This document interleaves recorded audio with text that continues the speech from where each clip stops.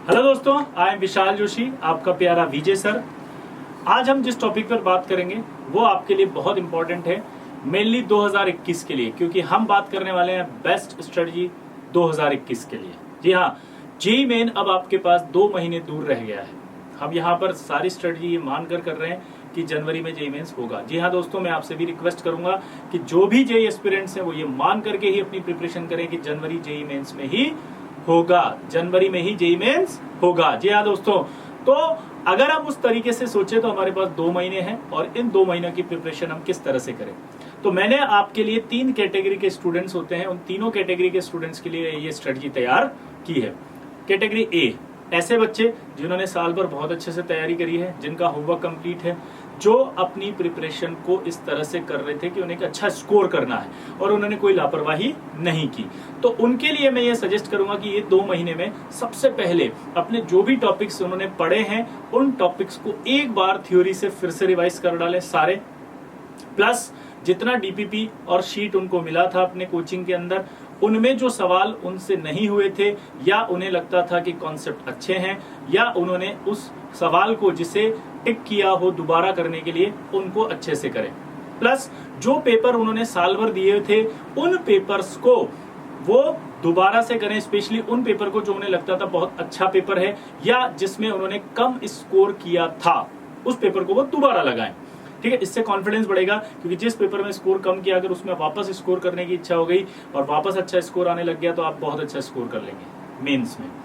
अब बात आती है कि प्रैक्टिस के लिए क्या करें। तो ए कैटेगरी वाले जो बच्चे हैं वो प्रैक्टिस के लिए आप टेस्ट सीरीज को अच्छी सी ज्वाइन करिए, प्लस मैक्सिमम पेपर लगाने पर फोकस करिए। लाइक अगर आप कम से कम 3 दिन में एक पेपर लगाते हैं as a test paper, setting capacity जैसी आपकी जेईई मेंस में होती है वैसी ही आपको रखनी है, तो आपको बहुत बेनिफिट मिलेगा। क्योंकि देखिए, अब आपने कोर्स तो पढ़ लिया है, याद भी कर लिया है, लेकिन अब जो इंपॉर्टेंट है वो है एनवायरमेंट। अगर आप जिस एनवायरमेंट में अपना एग्जाम देने वाले हैं उसी एनवायरमेंट में आप अगर काम करते हैं तो आपका मार्क्स बहुत अच्छा आएगा। तो इसलिए आपको एनवायरमेंट वही क्रिएट करना है जिस समय आपका जेईई मेन होता है। उसमें 3 घंटे का आप एक प्रैक्टिस पेपर जरूर करें, एटलीस्ट 3 दिन में एक पेपर की आप प्रैक्टिस डालें और 2 महीने में इस तरह से प्लान करें कि आपके पास बहुत सारे पेपर, मैक्सिमम पेपर आप कर लें एज अ टेस्ट।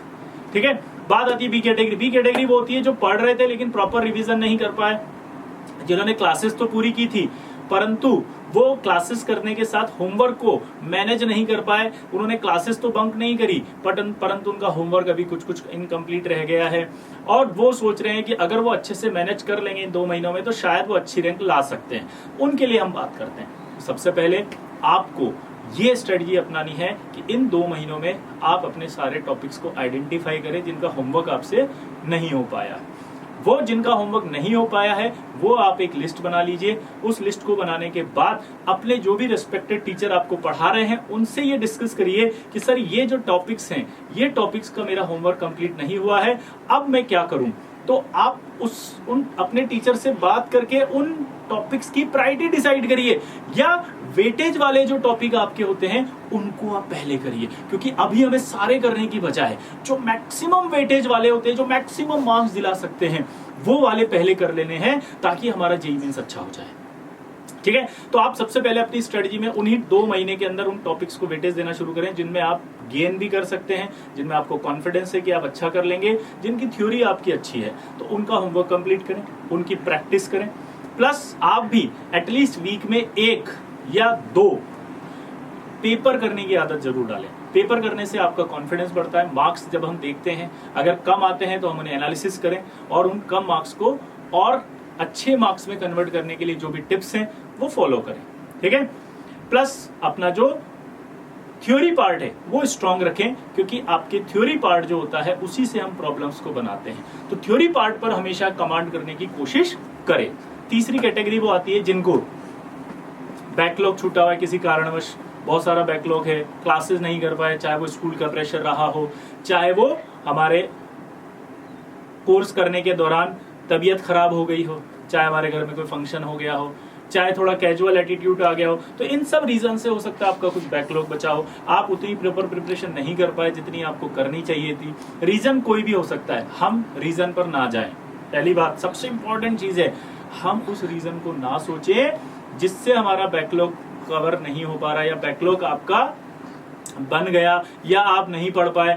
अभी हमें सिर्फ इस बात पर फोकस करना है कि 2 महीनों में हम क्या कर सकते हैं। देखिए, जो हम कर सकते हैं उस पर सोचें, जो हमसे हो गया और हम नहीं चेंज कर सकते उसके बारे में ना सोचें।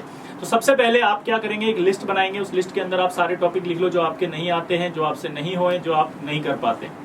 ठीक है, एक लिस्ट बनने के बाद सबसे पहले आप अपने हर सब्जेक्ट टीचर से ये पूछिए कि सर मेरे ये टॉपिक्स वीक है, क्योंकि ये हर एक बच्चे के अलग अलग होंगे। क्लियर, हर एक बच्चे के वो टॉपिक अलग अलग होंगे। तो अपने जो भी सब्जेक्ट टीचर आपको पढ़ा रहे हैं उनसे पूछे कि सर मेरे ये टॉपिक वीक है, आप मुझे सबसे पहले इनमें बताओ कि सबसे वेटेज वाला टॉपिक कौन सा है, सबसे इंपॉर्टेंट टॉपिक कौन सा है, जिससे मेरा मार्क्स ज्यादा आ सकता है। अभी यहाँ पर सब्जेक्ट पूरा कवर करने की बजाय हमें वो पार्ट कवर करने पर ज्यादा ध्यान देना जिससे मार्क्स ज्यादा से ज्यादा आए।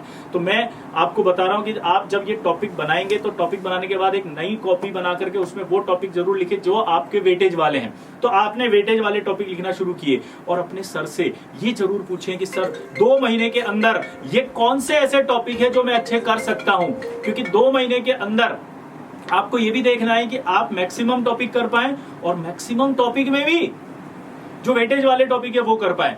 तो आप टेंशन ना लें, क्योंकि देखिए इन बच्चों के लिए मैं आगे की एक प्लानिंग बताना चाह रहा हूं, आप डिमोटिवेट ना हो, क्योंकि आप सोच रहे होंगे कि सर हमारा कंपटीशन तो ए वाले कैटेगरी के बच्चे से भी होगा जिसने पूरा कर लिया, फिर हम क्या करेंगे, हमारा कंपटीशन तो बी वाले से भी होगा और हम सी वाले जो कैटेगरी के जिनका होमवर्क नहीं हो पाया, जो उनका बैकलॉग है, उनका कंपटीशन हमारे आपस में भी होगा। तो दोस्तों मैं आपके लिए बताना चाहता हूं कि जनवरी जेईई मेंस के बाद 1 अप्रैल में भी जेईई मेंस होता है।